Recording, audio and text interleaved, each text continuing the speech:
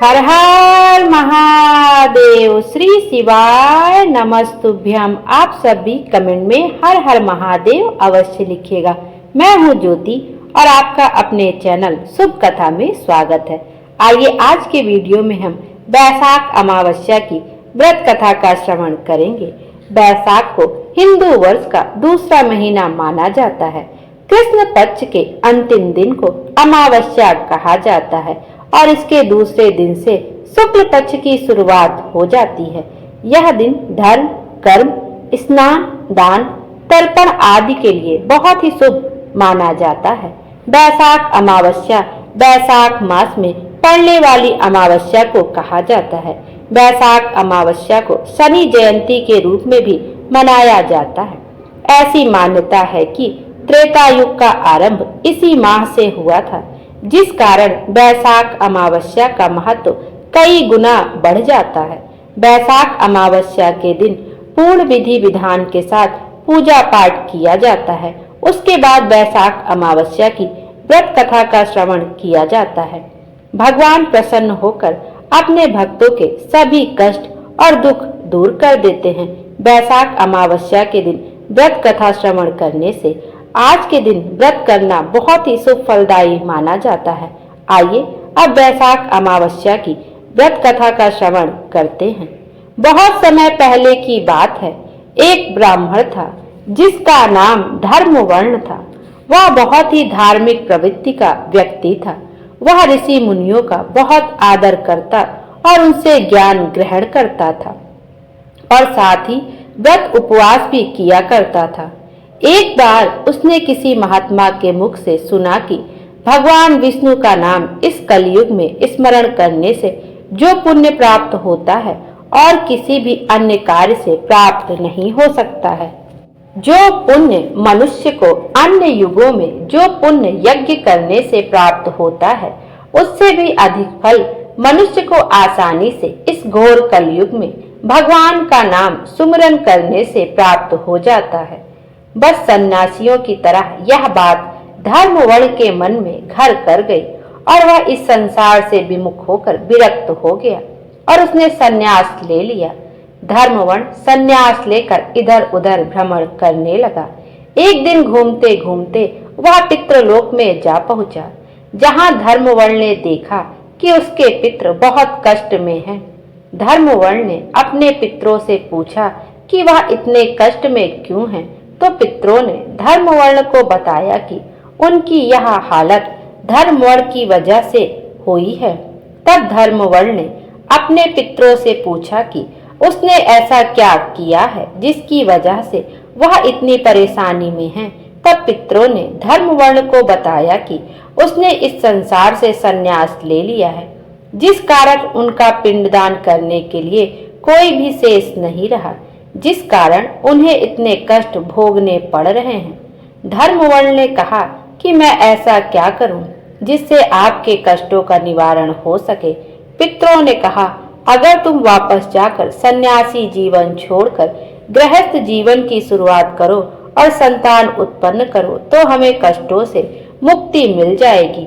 और इतना ही नहीं, बैसाख अमावस्या के दिन पूर्ण विधि विधान के साथ पिंडदान करना भी याद रखना।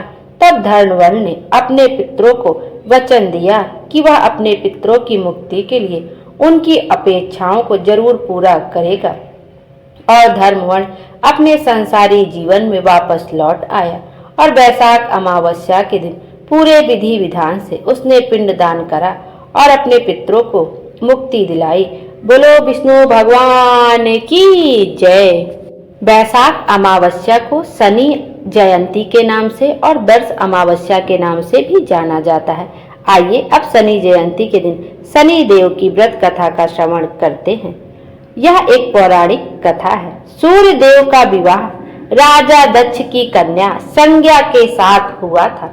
सूर्य देव के 3 संतान मनु, यमराज और यमुना थे। पौराणिक कथाओं के अनुसार एक बार संज्ञा ने अपने पिता दक्ष से सूर्य के तेज उससे होने वाली दिक्कत के बारे में बताया, लेकिन राजा दक्ष ने अपनी पुत्री के बात पर ध्यान नहीं दिया और उन्होंने कहा कि तुम सूर्य देवता की अर्धांगिनी हो, पिता के ऐसा कहने पर संज्ञा ने अपने तपोबल से अपनी छाया को प्रकट किया। संज्ञा की छाया का नाम सवर्णा रखा गया। आगे चलकर सूर्यदेव की पत्नी संज्ञा की छाया के गर्भ से शनि देव का जन्म हुआ।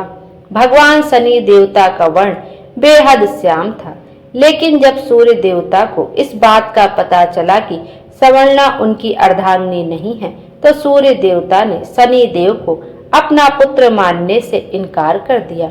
इससे शनि देव कुपित हो गए और उनकी दृष्टि सूर्य देव पर पड़ी, जिसकी वजह से सूर्य देव काले पड़ गए और संसार में अंधकार छाने लगा।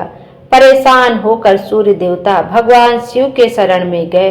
तब शिव जी ने उन्हें छाया सवर्णा से क्षमा मांगने को कहा। भगवान शंकर के ऐसा कहने पर भगवान सूर्य ने छाया से क्षमा मांगी और शनि के क्रोध से मुक्त हुए। बोलो शनि देव महाराज की जय। आइए अब रविवार व्रत कथा का श्रवण करते हैं। इस बार अमावस्या रविवार के दिन पड़ रही है और रविवार का दिन सूर्य भगवान का दिन होता है।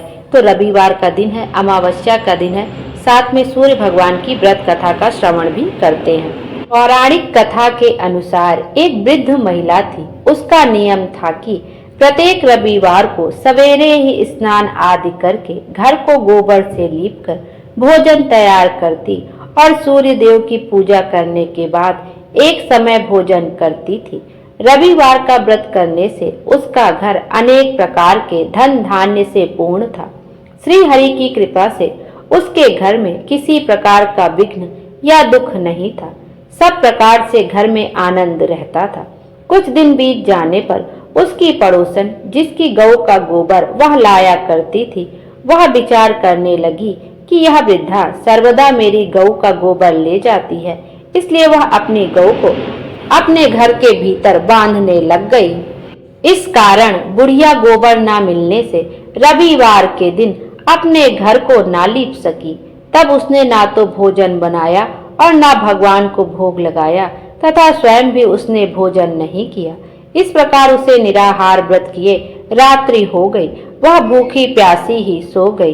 रात्रि में भगवान ने उसे स्वप्न में दर्शन दिया और भोजन न बनाने तथा भोग न लगाने का कारण पूछा। वृद्धा ने गोबर न मिलने का कारण सुनाया। तब भगवान ने कहा कि माता, हम तुमको ऐसी गौ देते हैं जिससे सभी इच्छाएं पूर्ण होती हैं। स्वप्न में ऐसा वरदान देकर भगवान अंतर्ध्यान हो गए। जब वृद्धा की आंख खुली तो वह देखती है कि आंगन में एक अति सुंदर गौ और बछड़े बंधे हुए हैं। वह गौ और बछड़े को देखकर अति प्रसन्न हुई और उनको घर के बाहर बांध दिया और वहीं खाने का चारा डाल दिया।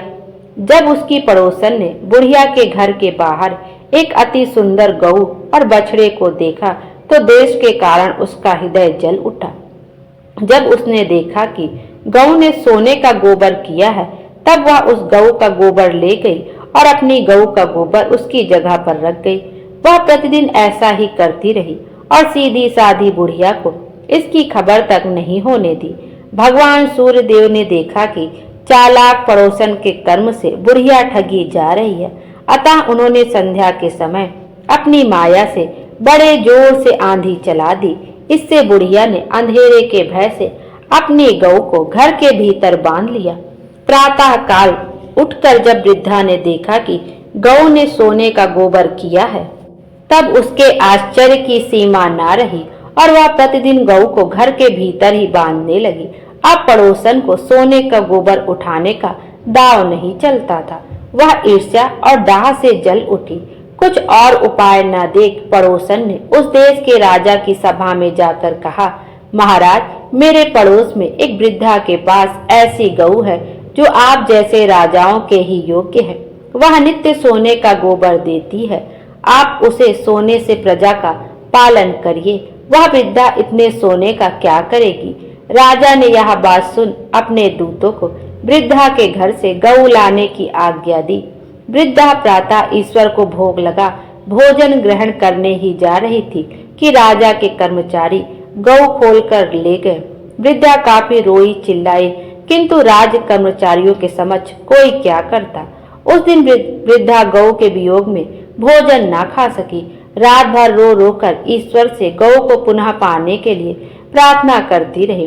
उधर राजा गौ को देखकर बहुत प्रसन्न हुआ, लेकिन सुबह जैसे ही उठा सारा महल गोबर से भरा दिखाई देने लगा। राजा यह देख घबरा गया। रात्रि में राजा को स्वप्न में भगवान ने राजा से कहा, यह गौ वृद्धा को लौटाने में ही तेरा भला है।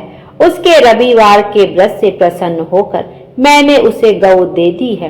प्रातः होते ही राजा ने वृद्धा को बुलाकर बहुत से धन के साथ सम्मान सहित गौ और बछड़ा लौटा दिए। उसकी पड़ोसन दुष्ट बुढ़िया को उचित दंड दिया। तब जाकर राजा के महल से गंदगी दूर हुई।